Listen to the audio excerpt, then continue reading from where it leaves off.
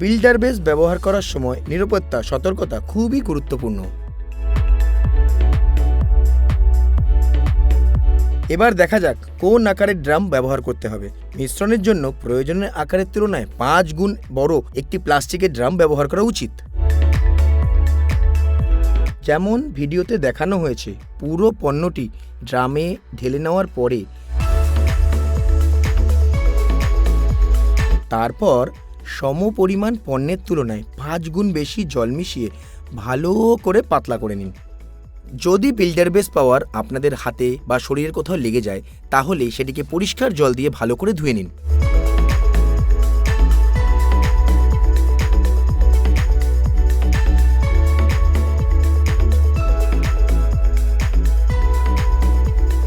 চলুন এখন এটিকে ব্যবহার করা যাক। 30 বর্গফুট এলাকার জন্য 1 লিটার মিশ্রিত বিল্ডার বেস পাওয়ার ব্যবহার করাই হলো সঠিক অনুপাত। মেঝেতে কংক্রিট ঢালার আগে ঘরের সংলগ্ন দেওয়ালের নিচের অংশের চারিপাশে 1 ফুট চওড়া ও 6 ফুট গভীরতার মাটি সরিয়ে বিল্ডার বেস পাওয়ার ভালোভাবে স্প্রে করে নিতে হবে। এটি হলো বিল্ডার বেস পাওয়ার ব্যবহারের সঠিক পদ্ধতি। তারপর সেই খালি জায়গাটি আগের মতো মাটি দিয়ে পূরণ করে সমতল বানিয়ে নিতে হবে।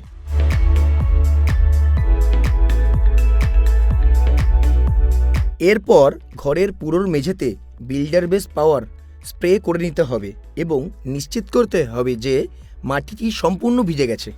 এর সাথেই এই কাজটি সম্পূর্ণ হলো। বিল্ডার বেস ব্যবহার করা মেঝেতে 2 দিনের মধ্যেই পিসিসি অর্থাৎ কংক্রিট ঢেলে নিতে হবে। সাধারণের তুলনায় একটু ভেজা কংক্রিট ব্যবহারই সবথেকে ভালো। বিল্ডার বেস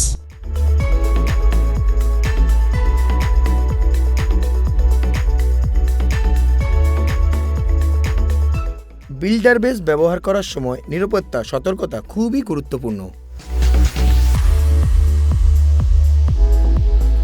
এবার দেখা যাক কোন আকারের ড্রাম ব্যবহার করতে হবে। মিশ্রণের জন্য প্রয়োজনের আকারের তুলনায় 5 গুণ বড় একটি প্লাস্টিকের ড্রাম ব্যবহার করা উচিত।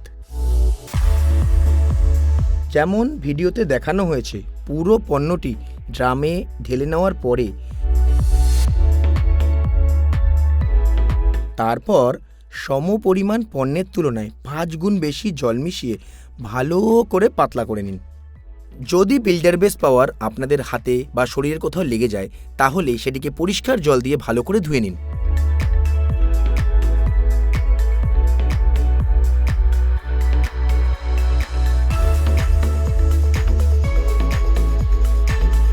এখন আমরা এটি ব্যবহার শুরু করতে পারি। এই বাড়ির মেঝেতে কংক্রিট প্রয়োগ করা হয়েছে। বাড়ির ভেতরে 6 ফুট দূরত্বে 2টি লম্বা সারিতে 6 ইঞ্চ ব্যাসার্ধ এবং 6 ইঞ্চ গভীরতার একটি গর্ত প্রথমেই ড্রিল করে নিতে হবে। এটা অবশ্যই মাথায় রাখতে হবে। দেওয়ালের সংলগ্ন কংক্রিটের মেঝেতে দেওয়ালের সমান্তরালে সর্বদা দেওয়াল থেকে 3 ইঞ্চি দূরত্ব বজায় রেখে কাজ করতে হবে। এতে ড্রিলিংয়ের সময় মেঝের কোনো ক্ষতি হবে না। এটা অবশ্যই মনে রাখবেন।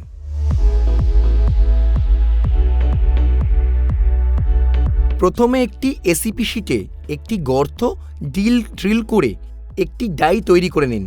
এতে এই কাজটি আরও সহজ হবে।